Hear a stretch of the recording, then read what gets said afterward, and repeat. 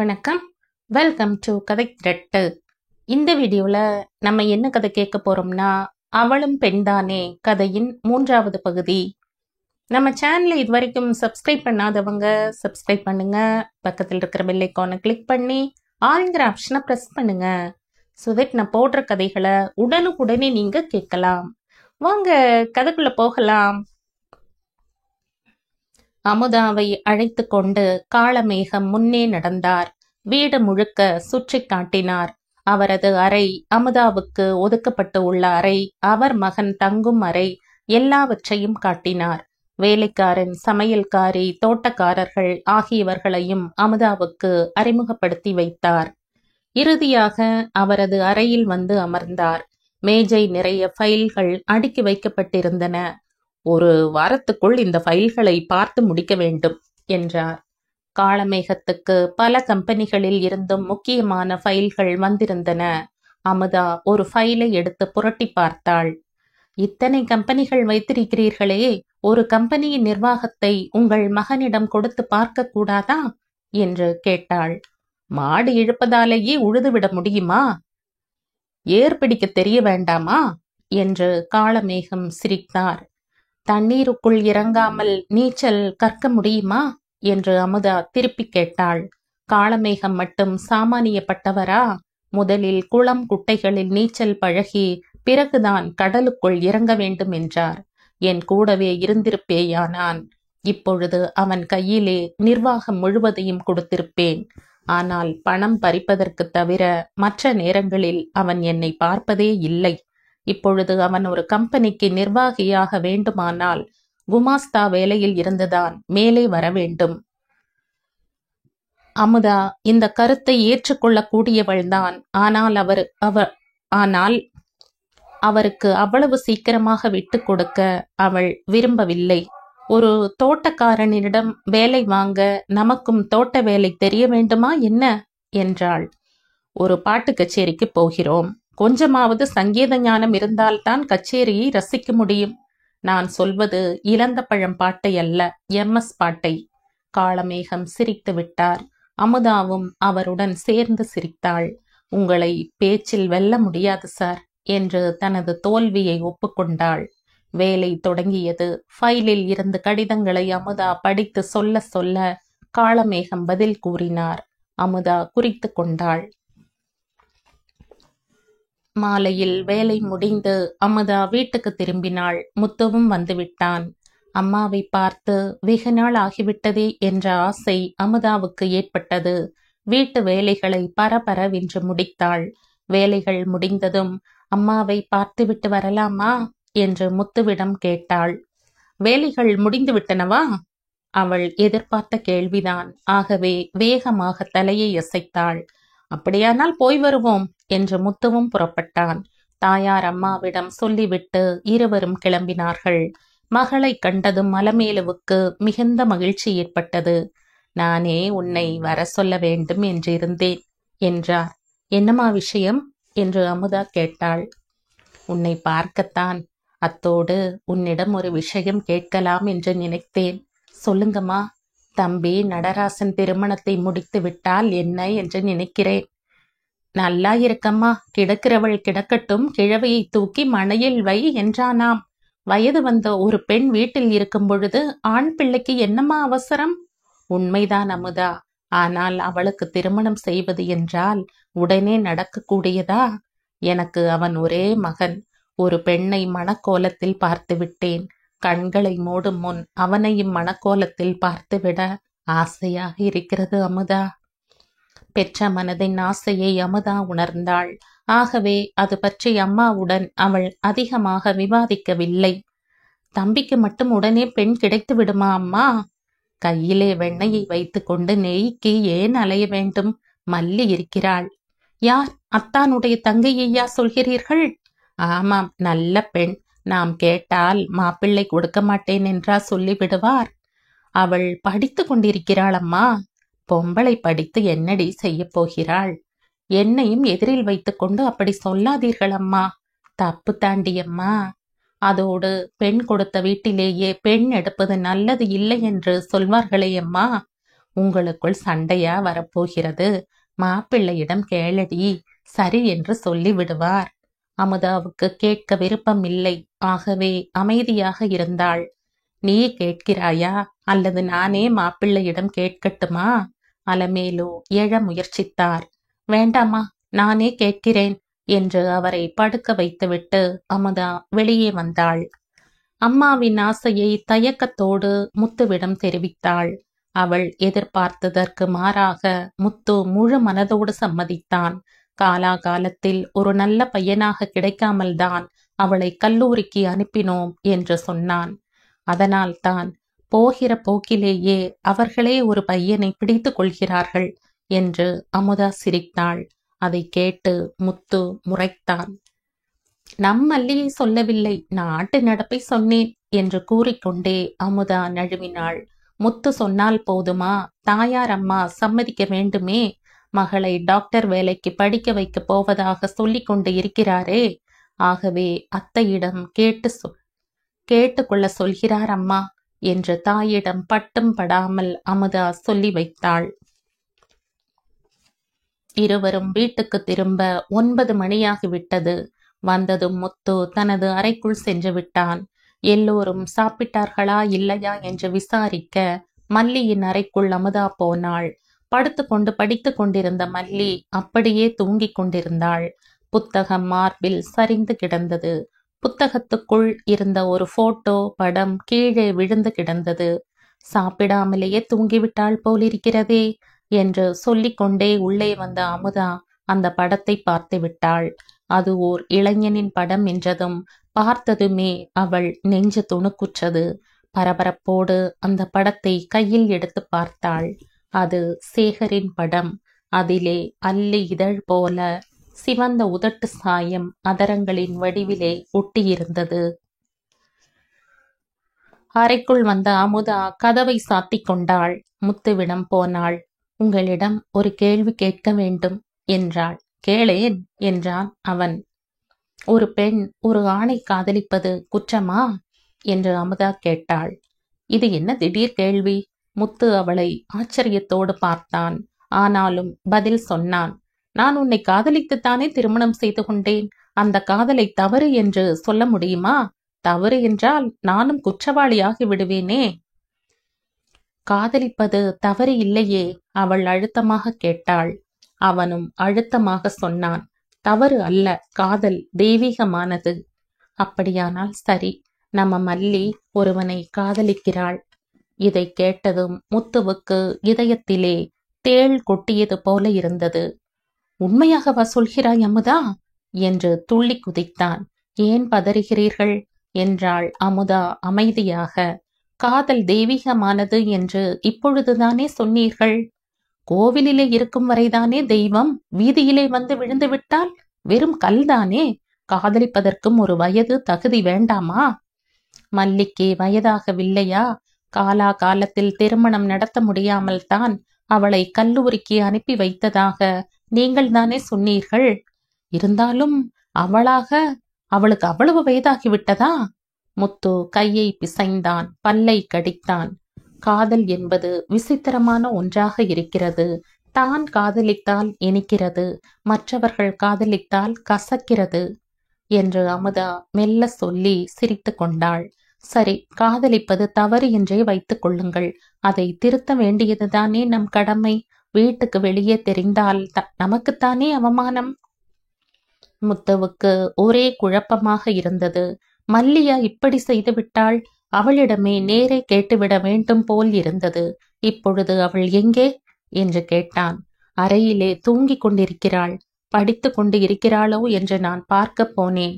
அங்கேதான் இந்த படம் கிடைத்தது என்று புகைப்படத்தை முத்துவிடம் காட்டினாள். இந்த படம் கிடந்தால் இவனை அவள் காதலிக்கிறாள் என்று அர்த்தமா? முத்து நம்பிக்கையற்றவனாக கேட்டான். அமுதா சிரித்தாள். நானும் கல்லூரியில் படித்தவள்தான். இந்த கல்லூரி மாணவிகளின் யோக்தை எனக்கு தெரியாதா? பஸ்ஸுக்கு காத்து கொண்டு நின்றேன் என்பார்கள் சில மாணவிகள். உண்மையில் அவர்கள் வேறு எதற்கோ காத்து கொண்டு நின்றிருப்பார்கள். என்று ஸ்பெஷல் கிளாஸ் என்றால் அன்று சினிமா கொட்டகையிலே அவர்களை பார்க்கலாம். மன்ற கூட்டம் நடந்தது என்றால் கடற்கரை பயணம். மாணவிகளின் வாழ்க்கையே இப்படி ஆகிவிட்டது. கொஞ்ச நாளாகவே நான் மல்லியின் நடவடிக்கைகளை கவனித்துக் கொண்டுதான் வருகிறேன். தினசரி நேரங்கழித்துத்தான் வீட்டுக்கு வருகிறாள். படிப்பிலும் அவ்வளவு ஆர்வம் இல்லை. அமுதா இவ்வளவு சொல்லியும் முத்துவுக்கு நம்பிக்கை வரவில்லை. அவளை எழுப்பு என்றான். அப்பொழுது மல்லியே உள்ளே வந்தாள். குற்றவாளியைப் போல தலை குனிந்து நின்றாள். அவளை பார்த்ததும் அமுதா திடுக்கிட்டாள். மல்லி, நீங்கள் பேசிக்கொண்டு இருந்த பொழுதே வந்துவிட்டேன் அண்ணி. தூங்கிக் கொண்டு இருந்தவள் சற்று முன்புதான் விழித்தேன். படத்தை காணாமல் திடுக்கிட்டேன். தேடிக்கொண்டே இங்கே வந்து சேர்ந்தேன். அண்ணி சொல்வதெல்லாம் உண்மைதானா மல்லி? முத்து படபடத்தான். மல்லி அமைதியாக தலை குனிந்து நின்றாள். அப்படியானால்? அவன் ஆத்திரப்பட்டான். பொறுங்கள் என்றாள் அமுதா. மல்லி, இவர் யார்? படத்தை காட்டி அமுதா கேட்டாள். சேகர். மல்லி தலை குனிந்தபடியே சொன்னாள். என்ன செய்கிறார்? தெரியவில்லை. அது கூட தெரியாமலே காதலா? அவர் பெரிய வீட்டு பிள்ளையாம். எதுவுமே செய்ய வேண்டியது இல்லையாம். அப்படி அவர் சொன்னார், நீயும் நம்பினாய்? மல்லி தலையை ஆட்டினாள். எவ்வளவு நாளாக பழக்கம்? சமீபத்தில்தான். எப்படி ஏற்பட்டது? ஒரு நாள் பஸ்ஸுக்கு காத்து கொண்டு இருந்த பொழுது இவர் வந்து ஸ்கூட்டரிலே கொண்டு போய் என்னை கல்லூரியில் விட்டார். பெண்கள் ஆண்களிடம் எந்த சலுகையுமே எதிர்பார்க்க கூடாது. ஏனென்றால் அதற்கு கைமாறாக ஆண்கள் பெண்மையையே எதிர்பார்ப்பார்கள். அவர் மிகவும் நல்லவர். ஒவ்வொரு பெண்ணும் இப்படித்தான் நம்பி நாசமாக போகிறாள். இதை ஏன் இத்தனை நாளாக வீட்டில் சொல்லாமல் மறைத்து வைத்திருந்தாய்? பயமாக இருந்தது. ஒரு வயது பெண் ஒரு வயது பையனுடன் ஊர் சுற்ற பயம் இல்லை. அதை வீட்டில் சொல்ல மட்டும் பயம். படிக்க விருப்பமில்லை, திருமணம் செய்து கொள்ள ஆசை ஏற்பட்டு விட்டது என்றால் அதை வீட்டிலே சொல்லிவிட வேண்டும்.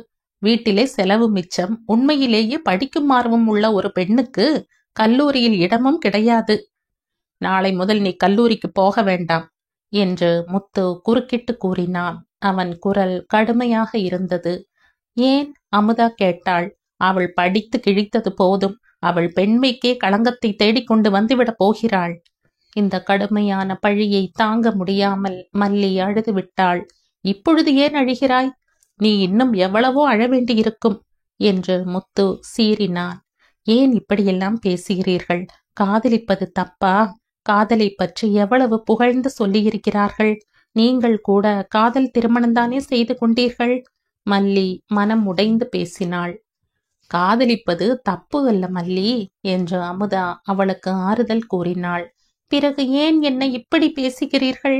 மல்லி விம்மினாள். காதல் என்பது கயிறு மேலே நடப்பதைப் போல. கரணம் தப்பினால் மரணம்தான். சாதாரண மரணம் அல்ல. பெண்ணின் மானம் மரியாதை, பெண்ணை பெற்றவர்களின் மானம் மரியாதை எல்லாவற்றுக்குமே சாவுமணிதான். அதனால் தாம்மா காதல் என்றாலே இவ்வளவு அஞ்சுகிறார்கள் என்று அமுதா அவளுக்கு விளக்கம் கூறினாள். என் மானத்துக்கோ உங்கள் மரியாதைக்கோ ஒரு நாளும் நான் கேடு உண்டாக்க மாட்டேன் என்று மல்லி உறுதியாக சொன்னாள். நாங்களும் அப்படி விட்டுவிட மாட்டோம்மா என்று அமுதா கூறினாள். நீ போ. மல்லி கண்களை துடைத்து கொண்டே போனாள். முத்து இடி விழுந்தவன் போல கன்னத்தில் கை வைத்து கொண்டு உட்கார்ந்து விட்டான். என்னங்க? கப்பல் கவிழ்ந்தாலும் கன்னத்தில் கை வைக்க கூடாது என்பது உங்களுக்கு தெரியாதா? இங்கே குடியே அல்லவா கவிழ்ந்து விடும் போலிருக்கிறது. அப்பொழுது கூட கன்னத்தில் கை வைக்க கூடாதுங்க. ஏனாம்? கன்னத்தில் கை வைப்பது என்பது தொங்கி போன தலைக்கு முட்டு கொடுப்பது போல. தலையை நிமிர்த்த வேண்டாமா? கை வேலை செய்தால்தான் தலை நிமிரும். ஆகவே துயரம் வரும்போது கையை கன்னத்தில் வைத்து கொண்டு உட்கார்ந்து விடக்கூடாது. அந்த துயரத்தை வெற்றி கொள்ள வேலை செய்ய வேண்டும். நான் இப்பொழுது என்ன செய்ய வேண்டும் என்கிறாய்? முதலில் கன்னத்தில் இருந்து கையை எடுங்கள். தலை நிமிரும்படியாகவா அவள் நடந்து கொண்டிருக்கிறாள்? காலம் மாறுகிறதுங்க. சினிமா, ரேடியோ, பத்திரிகை, புத்தகங்கள் எல்லாம் வெகு வேகமாக மாற்றிக்கொண்டு வருகின்றன. அந்த காலத்திலே இளவரசர்களும் இளவரசிகளும் தான் காதலித்தார்கள் என்று கதை படித்திருக்கிறோம். இப்பொழுதோ எல்லாரும் இந்நாட்டு மன்னர்கள். முளைத்து 3 இலை விடும் முன் எப்படி கருத்தடை செய்து கொள்வது என்பது வரை தெரிந்து விடுகிறது. காலத்துக்கு தகுந்தபடி நாமும் மாறிக்கொள்ள வேண்டாமா? அவன் கன்னத்தில் இருந்த கையை அவளே எடுத்து விட்டாள். முதலில் அந்த பையன் யார் என்று கண்டுபிடியுங்கள். மல்லியை உன் தம்பிக்கு கொடுப்பதாக உன் அம்மாவிடம் சொல்லிவிட்டு வந்தோமே. அப்பொழுது நமக்கு இந்த விஷயம் தெரியுமா? அம்மாவிடம் நான் ஏதாவது சொல்லிக் கொள்கிறேன். நீ அவளுக்கு அளவுக்கு மீறி இடம் கொடுக்கிறாய். இந்நேரம் அவள் காலை கையை முறித்து போட்டிருந்தால்? முத்துவுக்கு இன்னும் ஆத்திரம் அடங்கவில்லை. இது ஆத்திரப்படும் நேரம் அல்ல என்று அவன் அருகே அமர்ந்து அவன் முடியை கோதிவிட்டாள். அவனுக்கு அது இதமாக இருந்தது. அத்தைக்கு கூட இந்த விஷயம் தெரிய வேண்டாம் என்றாள் அமுதா. மறுநாள் காலையில் அமுதா வேலைக்கு புறப்பட்டாள். போகும் முன், அத்தை, மல்லி இன்று முதல் படிப்பை நிறுத்திவிட்டாள் என்று மாமியாரிடம் தெரிவித்தாள். தாயார் அம்மாவுக்கு தூக்கி வாரி போட்டது. ஏன் என்று பதறினார். மகளை டாக்டர் வேலைக்கு படிக்க வைக்க விரும்பியவர் அவர். அவள்தான் படிக்க விரும்பவில்லை என்று அமுதா பட்டும் படாமலும் சொன்னாள். எனக்கு தெரியும், நீ ஆபீஸ்க்கு போகிறாய். இங்க வீட்டு வேலைகளை யார் பார்ப்பது? அதனால் நீதான் அவள் படிப்பை நிறுத்திவிட்டாய். தாயார் அம்மா ஆத்திரத்தோடு கூச்சல் போட்டார். இல்லையத்தை, அவளாகத்தான் படிப்பை நிறுத்திவிட்டாள் என்று அமுதா சொல்லி பார்த்தாள். தாயார் அம்மா அதை நம்ப தயாராக இல்லை. வீட்டு வேலை செய்வதற்காக நீதான் அவள் படிப்பை நிறுத்திவிட்டாய் என்று அழுத்தமாக சொன்னார். மல்லியே முன்வந்து, நான் தாமா படிப்பை நிறுத்தி கொண்டேன் என்றாள். ஆனால் தாயார் அம்மா அதையும் நம்பவில்லை.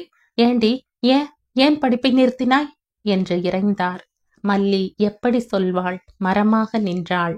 அவளுக்கு திருமண ஏற்பாடு செய்திருக்கிறேன் அம்மா என்று சொல்லிக்கொண்டே முத்து வந்தான். எரிகிற தீயில் எண்ணெய் வார்த்தது போல் ஆயிற்று. எனக்கு தெரியாமலே என் மகளுக்கு திருமணமா? அவள் கல்யாணத்துக்கு இப்பொழுது என்ன அவசரம் வந்தது? கணவனும் பெண்டாட்டியும் சேர்ந்து கொண்டு ஏதோ சதி செய்கிறார்கள் என்று கூச்சல் போட்டார்.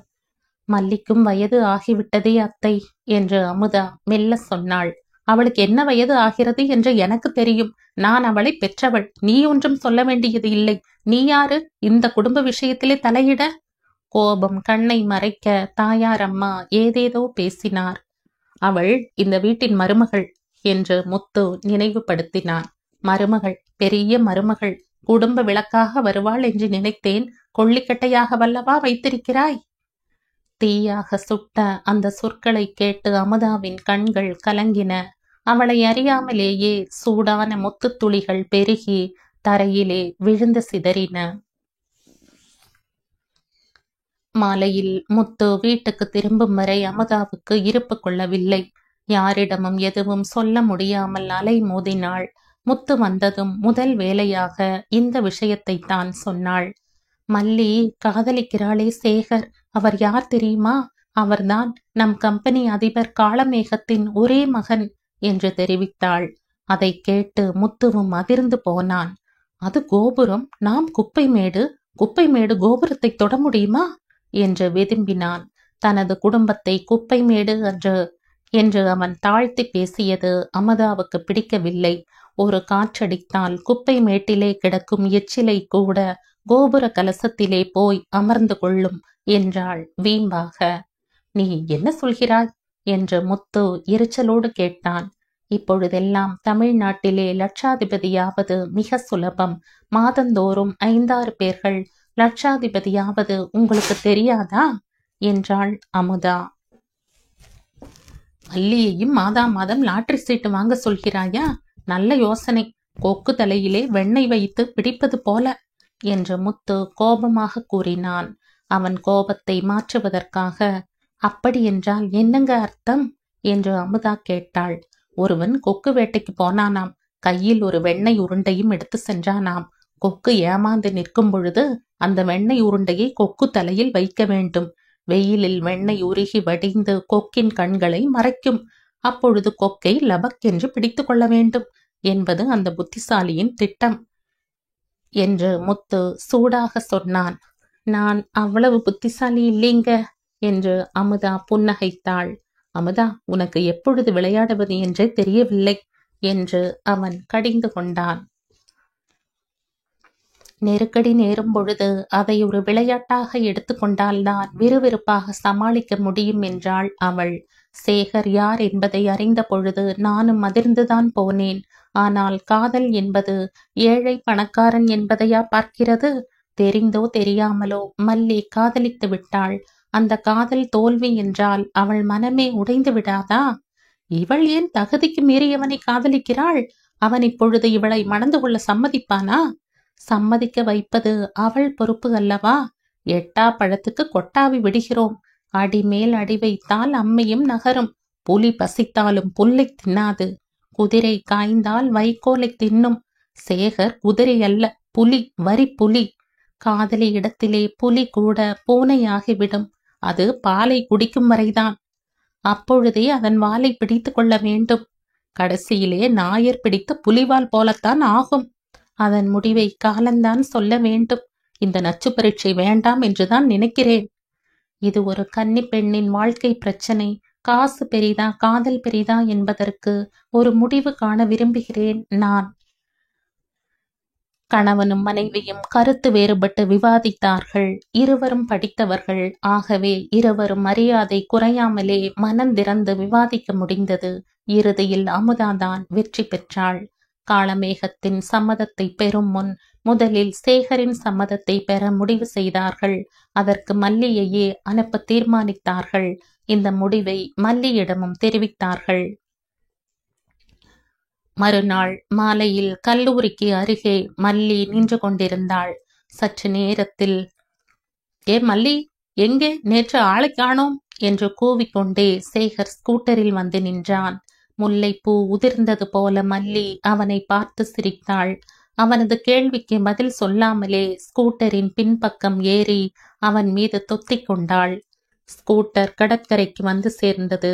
இருவரும் பூ மணலிலே வந்து அமர்ந்தார்கள். மல்லி, நாம் இருவரும் இதுவரை சினிமாவுக்கே போனதில்லை. இப்பொழுது போனால் என்ன என்று சேகர் ஆவலோடு கேட்டான். போகலாமே என்றாள் மல்லி. ஆனால் சேகரின் ஆசையில் இடி விழுந்தது போல இருந்தது. ஆனால் சொல்லி முடி என்று அவசரப்பட்டான். நீங்கள் எனக்கு ஒரு சத்தியம் செய்து தர வேண்டும். அவள் அமைதியாக கூறினாள். 1000 சத்தியம் வேண்டுமானாலும் செய்கிறேன் என்று அவன் அவள் தலையிலே அடித்தான். என் தலையிலே அடித்து சத்தியம் செய்தால் போதாது, கடவுள் மீது சத்தியம் செய்ய வேண்டும். கடவுளா? எனக்கு காசுதான் கடவுள். அப்படியானால் அந்த காசு மீது சத்தியம் செய்து கொடுங்கள். என்ன சொல்ல வேண்டும்? சொல் என்று பையில் இருந்து ஒரு நாணயத்தை எடுத்தான். அது காந்தி உருவம் பொறித்த 10 ரூபாய் நாணயம். அதை பார்த்த மல்லி, சத்தியமூர்த்தியாம் உத்தமர் காந்தியின் நாணயம் என்று வியந்தாள். இது எப்படி உங்களுக்கு கிடைத்தது? எனக்கு கிடைக்கவே இல்லையே. ஒருவரிடம் 15 ரூபாய் கொடுத்து வாங்கினேன். எதையோ கள்ள மார்க்கெட்டில் விற்றார்கள். கடைசியில் பணத்தையே கள்ள மார்க்கெட்டில் விற்க தொடங்கிவிட்டார்களா? இது என்ன, காற்றிலே பறக்கும் அலுமினிய காசா? வெள்ளி காசு. ஆகவே அளவோடுதான் அச்சிட்டு வெளியிட்டு இருக்கிறார்கள். காந்தியின் நினைவை போற்ற ஆளுக்கு ஒன்றாவது கிடைக்க வேண்டாமா? அதுதான் ஊரெல்லாம் கள்ளுக்கடை திறக்கிறார்களே, அது போதாதா காந்தியின் நினைவாக? அதெல்லாம் நமக்கெதற்கு? நம் விஷயத்துக்கு வருவோம். அந்த காசு மீது சத்தியம் செய்து சொல்லுங்கள். என்னவென்று? என்னை மணந்து கொள்வேன் என்று. அதை கேட்டு சேகர் கலகலவென்று சிரித்தான். பையில் இருந்த நாணயத்தை பையில் போட்டு கொண்டான். மல்லி திகைத்தாள். ஏன் காசை பையில் போட்டு கொண்டு விட்டீர்கள்? சத்தியம் செய்யவில்லையா? உன்னை நான் திருமணம் செய்து கொள்ள வேண்டுமா? அவன் ஏளனமாக கேட்டான். வேறு எதற்கு என்னை காதலித்தீர்கள்? அவள் அச்சத்தோடு அவனை பார்த்தாள். காதல் எனக்கு ஒரு பொழுதுபோக்கு. ஆனால் எனக்கு அதுதானே வாழ்க்கை.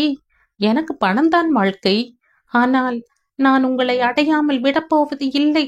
உன்னை மணந்து கொள்ள நானே விரும்பினாலும் கூட என் அப்பா சம்மதிக்க மாட்டார். ஏனாம்? என் அப்பாவுக்கு மருமகளாக வர உனக்கு அந்தஸ்து இல்லை. என்னை காதலித்த போதே அல்லவா உங்களுக்கு அது தெரிந்திருக்க வேண்டும். காதலிப்பதற்கு அந்தஸ்து தேவையில்லை, அழகு இருந்தால் போதும். அது உன்னிடம் கொள்ளையாக இருக்கிறது. ஆனால் நீங்கள் எந்த விஷயத்திலும் உங்கள் அப்பா சொற்படி நடப்பது இல்லையே. திருமண விஷயத்தில் மட்டும் அப்பா சொல்லை மீறப்போவது இல்லை. மீறினால் அவரது சொத்தில் ஒரு காசு கூட எனக்கு கொடுக்க மாட்டார். என்னை விட பணம்தான் உங்களுக்கு பெரிதாக போய்விட்டதா? மல்லி சீறினாள். ஆமாம், அவன் அலட்சியமாக சொன்னான். அந்த பணம் இருந்தால் உன்னை போல 1000 பெண்களை விலைக்கு வாங்கலாமே. ஏன் தசரதரை போல 60,000 பெண்களை வைத்துக் கொள்ளுங்களே. அவள் பொங்கினாள். வைத்துக் கொள்ளலாம், ஆனால் ஒரு நாளைக்கு ஒரு பெண் என்றாலும் நான் 200 வயது வரை வாழ வேண்டுமே. அவன் கேலி பண்ணினான். விளையாடுகிறீர்களா? அவள் முறைத்தாள். வாழ்க்கையே எனக்கு விளையாட்டுத்தானே. அவன் நடக்கத் தொடங்கினான். நில்லுங்கள், எங்கே போகிறீர்கள்?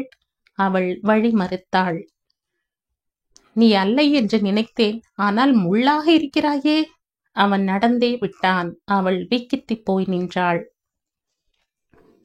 மல்லி வீட்டுக்கு திரும்பி கடற்கரையில் நடந்ததை அண்ணனிடமும் அண்ணியிடமும் அழுது கொண்டே சொன்னாள். முத்துவுக்கு கோபம் பற்றி கொண்டு வந்தது. கேட்டாயா அமுதா? அவனிடம் தோல்வி கண்டது மட்டுமல்ல, என் தங்கை அவமானப்பட்டும் வந்திருக்கிறாள் என்று அமுதாவை சாடினான். அமுதா அப்போதைக்கு ஒன்றும் சொல்லவில்லை. மல்லி, நீ போமா என்று அவளை அனுப்பி வைத்தாள். அவள் போன பின்பு என்னங்க என்று கணவனிடம் மெல்ல வந்தாள். அவன் வாயை திறக்கவில்லை. என் மீது கோபமா? அவள் அவன் கைகளை பற்றி கொண்டாள். அப்பொழுதும் அவன் பதில் சொல்லவில்லை. ஆனால் கைகளை விடுவித்து கொண்டான். முள்ளில் விழுந்த சேலையை வெடுக்கென்று இழுத்தால் சேலைதான் கிழியும், முள் ஒன்றும் ஆகாது. ஆகவே இந்த விஷயத்தில் கோபப்படக்கூடாதுங்க என்று அவனை சமாதானப்படுத்த தொடங்கினாள். இனி அந்த பேச்சையே எடுக்காதே. உன் தம்பிக்கு மல்லிகை கொடுக்க முடிவு செய்து விட்டேன். அவன் தீர்மானமாக சொன்னான். நான் வேண்டாம் என்றா தடுக்கிறேன்? அவள் போகிற மாட்டை போக்கிலே விட்டு திருப்ப முயற்சித்தாள். ஆனால் மல்லி சம்மதிக்க வேண்டுமே. நான் சம்மதிக்க வைப்பேன். முத்து வீராப்பு பேசினான். கட்டாய கல்யாணம் என்பது சுட்ட மண்ணையும் பச்சை மண்ணையும் ஒட்ட வைப்பது போல ஒட்டுமா? எனக்கு ஒரு சந்தர்ப்பம் கொடுங்கள். சேகரிடம் நானே பேசி பார்க்கிறேன். முத்து முதலில் இதற்கு மறுத்தான். அமுதா கெஞ்சி கேட்டுக்கொள்ளவே பிறகு சம்மதித்தான். முதல் மாத சம்பளத்தை கொண்டு வந்து மாமியாரின் கையிலே கொடுத்தாள் அமுதா. 400 ரூபாய் கை நிறைய தெரிந்தது. தாயார் அம்மா உண்மையிலேயே பூரித்து போனார். இந்த பணம் எப்படியெல்லாம் பயன்படும், குடும்பத்துக்கு எவ்வளவு உதவியாக இருக்கும் என்பதை நினைத்த பொழுது மருமகள் வேலைக்கு போகிறாளே என்ற குறையை கூட மறந்துவிட்டார். இந்த பணத்தை அப்படியே வைத்தால் மல்லியின் திருமணத்துக்கு பயன்படுமே என்று கூட எண்ணினார். ஆண்களுடன் பெண்களும் போட்டி போட்டுக்கொண்டு வேலைக்கு செல்வது பொழுதுபோக்குக்காக அல்ல. சில பெரிய இடத்து பெண்கள்தான் அப்படி. ஆனால் மற்ற பெண்கள் வயதான பெற்றோரை காப்பாற்ற, தம்பி தங்கைகளை படிக்க வைக்க, குடும்பத்தை நடத்தி செல்லத்தான் வேலைக்கு போக வேண்டியிருக்கிறது. சுருக்கமாக சொன்னால், ஒரு குடும்பத்தில் ஆண்கள் செய்ய வேண்டியதை இந்த பெண்கள் செய்கிறார்கள். ஆகவேதான் ஆண்களைப் போல இவர்களும் அலுவலகங்களுக்கு சென்று வேலை பார்க்க வேண்டியிருக்கிறது. தங்கள் திருமணத்தின் போது கொடுக்க வேண்டிய வரதட்சணை பணத்தை சேர்ப்பதற்காக வேலைக்கு செல்லும் பெண்களும் பலர் இருக்கிறார்கள். இந்த பணத்தை செலவழித்து விடாதே, பத்திரமாக வைத்திரு என்று அமுதாவிடமே தாயார் அம்மா திருப்பி கொடுத்தார். நீங்களே வைத்திருங்கள் அத்தை என்று அமுதா கூறினாள். நான் எங்கே வைத்திருப்பேன்? எங்காவது சீட்டு பிடி, சேர்த்து வைக்கலாம். சீட்டு கம்பெனிகளை நம்ப முடியாது அத்தை. திடீரென்று இழுத்து மூடிவிட்டு போய்விடுவார்கள். பேங்கிலே போட்டு வைக்கலாம். பேங்கி கூடத்தான் திடீரென்று முழிய போகிறது. இப்பொழுது அந்த ஆபத்தே இல்லையத்தை. எல்லா பேங்கிகளும் அரசாங்க உடைமை ஆகிவிட்டன. பேங்கியிலே போடும் பணத்துக்கு அரசாங்கமே பொறுப்பாகிறது. ஆகவே பணத்துக்கு மோசம் ஏற்பட வழி இல்லை. அப்படியானால் பேங்கியிலே சேர்த்து வை.